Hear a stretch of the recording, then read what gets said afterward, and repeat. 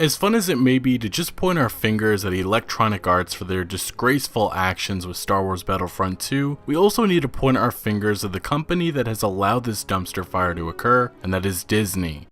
Yeah, so that's a video I made in December of 2017, right around the time the whole Star Wars Battlefront 2 loot box debacle was going on. It's titled, Disney is Ruining Star Wars Games, and obviously, like the title already kinda infers, I discussed for about 8 minutes how Disney not really caring about the gaming industry is why we are stuck with EA-produced Star Wars games. Disney has made it clear that they just have no interest in taking a hands-on approach. That's why LucasArts, the gaming division of Lucasfilm, was shut down soon after when Disney purchased the company and the Star Wars license for $4 billion. Besides just that, Disney has completely stopped making video games, period. Back in 2016, Disney, the evil empire, killed their game Disney Infinity, and around 300 people at Disney's Avalanche development studio in Utah lost their jobs as a result of that decision. Additionally, at the time, Disney made the even bigger decision to no longer develop and publish its own console games. Disney's CEO Bob Iger said to investors, "The video game business is a changing business, and we did not have enough confidence in the business in terms of it being stable enough to stay in it from a self-publishing perspective. We just feel that it's a changing space and that we're just better off at managing the risk that the business delivers by licensing instead of publishing. It's just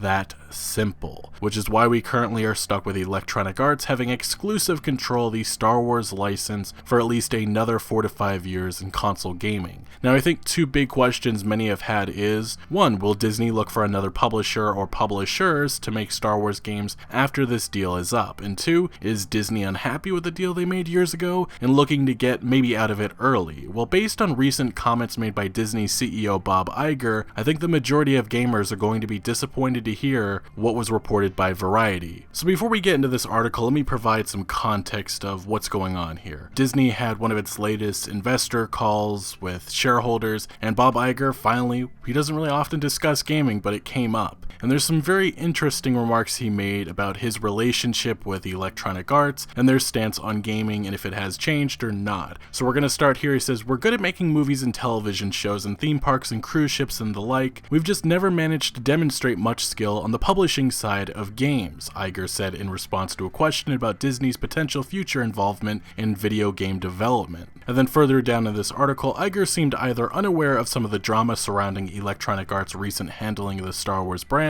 or unconcerned when an analyst asked him for his thoughts on where video games fit into Disney's business moving forward. "We're obviously mindful of the size of that business," Iger said. "Over the years, as you know, we've tried our hand at self-publishing. We've bought companies, we've sold companies, we've bought developers, we've closed developers. We've found over the years that we haven't been particularly good at the self-publishing side, but we've been great at the licensing side, which obviously doesn't require that much allocation of capital." And just to stop right there, they shut down LucasArts I would say very early on. They didn't give it a chance. And there were some really promising games that LucasArts was developing, including Star Wars 1313. That was probably the most promising game that we've seen in years for the Star Wars brand, and it never got to see the light of day because Disney shut down LucasArts. But continuing on, this is when he brings up Electronic Arts. He says, "Since we're allocating capital in other directions, we've just decided that the best place for us to be in that space is licensing and not publishing. We've had good relationships with some of those we're licensing to, notably Electronic Arts, and the relationship on the Star Wars properties. And we're probably going to stay on that side of the business and put our capital elsewhere." So what this tells me is that Disney, well, they haven't changed, and I guess surprisingly, even after the whole Battlefront 2 loot box debacle and some of the reports that came out that Disney was unhappy about the whole situation,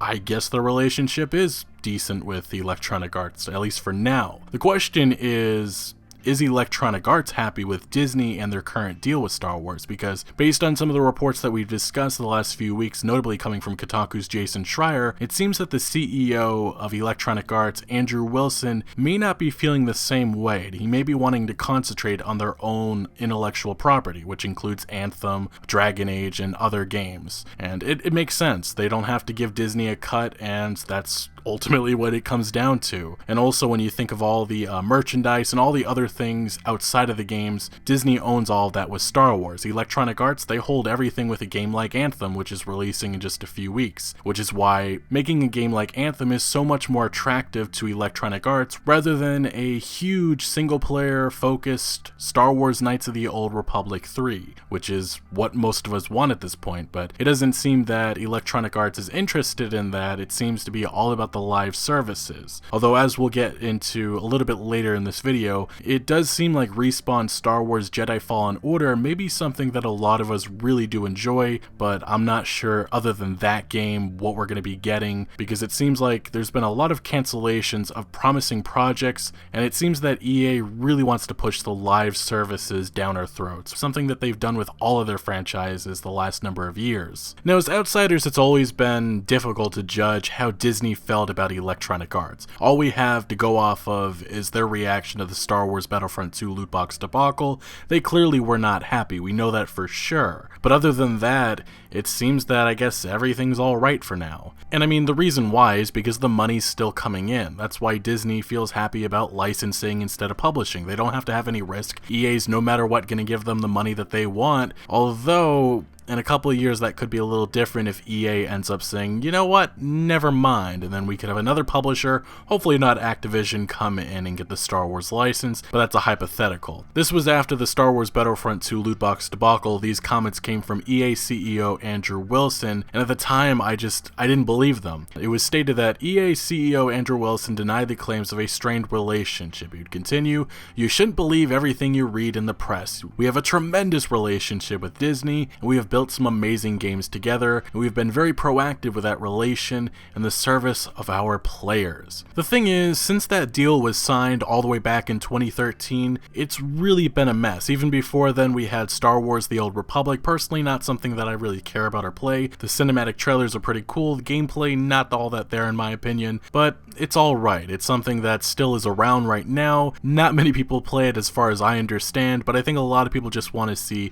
an actual single player Star Wars Knights of the Old Republic 3. Like I said earlier, I doubt we're going to see that from Electronic Arts, as I don't think that fits their mission or their goal of making money. Now, looking at the games that have been produced since 2013, we obviously had the first one, which was Star Wars Battlefront, and that game lacked in a lot of content, and Electronic Arts said that the only reason why it did not have a campaign was because they wanted to have it launch ahead of Star Wars The Force Awakens, something that they should have obviously given more development time, but again, it's all about the money, not the quality. Additionally, I will add that the reviews for Star Wars Battlefront 1 weren't all that impressive. But the next and most recent Star Wars adventure was Star Wars Battlefront 2, a game that, gameplay-wise, it was fun. The campaign, not that great in my opinion, but what ruined this game's potential was the horrific business model that EA tried implementing. They tried to bring the FIFA Ultimate Team monetization model, and they tried to bring it to their other non-sports franchises. We saw that with Need for Speed, we saw that with Star Wars Battlefront 2, and the plan was for it to eventually make it to Battlefield 5, but obviously EA learned their lesson with Star Wars Battlefront 2, and yes, all it took was a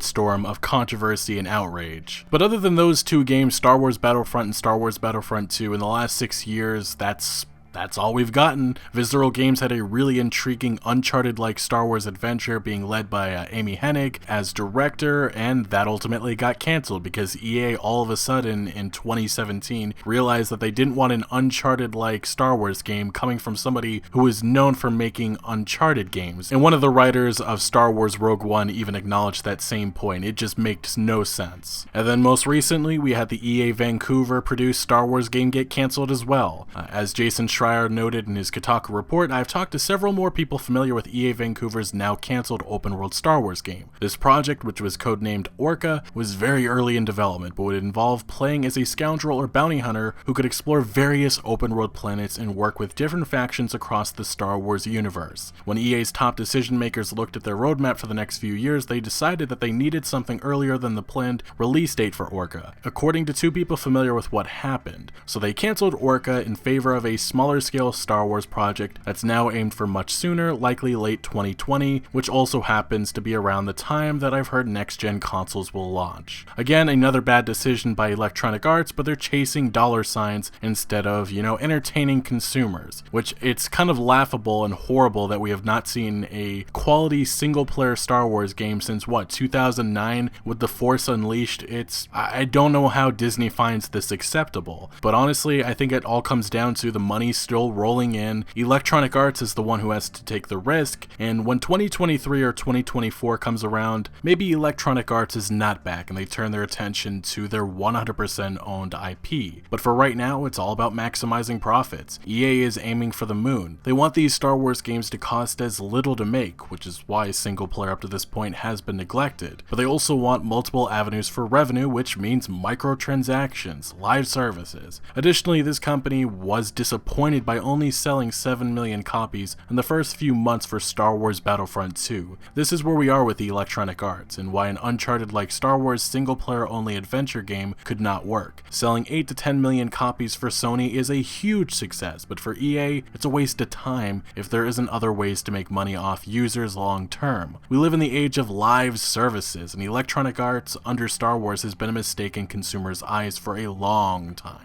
What's next to come in the future is a lot of uncertainty, but Star Wars Jedi Fallen Order from Respawn Entertainment is coming this year, and maybe the only promising EA Star Wars game coming at all. Respawn was working on the game before Electronic Arts purchased them, and so far I've heard it's going to be a very different game than any of us may expect. Take this as a rumor, but with God of War 3's Stig Asmussen in leading development, there's also said to be many former Sony Santa Monica staff members involved, and a separate team inside Respawn Entertainment developing this game, and from what I've heard, it's a single-player focused, third-person action-adventure game that is a lot like God of War. So we'll see if that game lives up to its potential, but in conclusion, Disney's hands-off approach is going to be a problem. They are the reason why Star Wars 1313 was cancelled, a game that could have been massive. They are the reason why we're stuck with one greedy publisher, and unfortunately, if these comments from Bob Iger are true, we could be stuck with Electronic Arts having exclusive control of Star Wars past 2023. Anyway, not all that surprising that Disney doesn't care about the lackluster Star Wars games delivered in terms of quality since 2013, as the money is still coming in, and for them that's all that really matters. Would it take another Star Wars Battlefront 2 loot box debacle to convince Disney to go elsewhere with their license? Maybe, but I bet they'd go to just as bad Activision next. The beautiful years in the early 2000s for Star Wars games are over, and I don't think we'll see a period like that ever again for, I don't think, any franchise. Anyway, I'm definitely disappointed by Bob Iger's comments, but at the end of the day, Disney solely cares about money, which EA is great at giving that to them, at least for now. But what are your opinions on the Disney-EA relationship? Let me know your thoughts down in the comment section below. But thank you for watching. Make sure to leave a like if you did enjoy this video or found any informative value, and consider subscribing for more videos like this, and I'll see you later.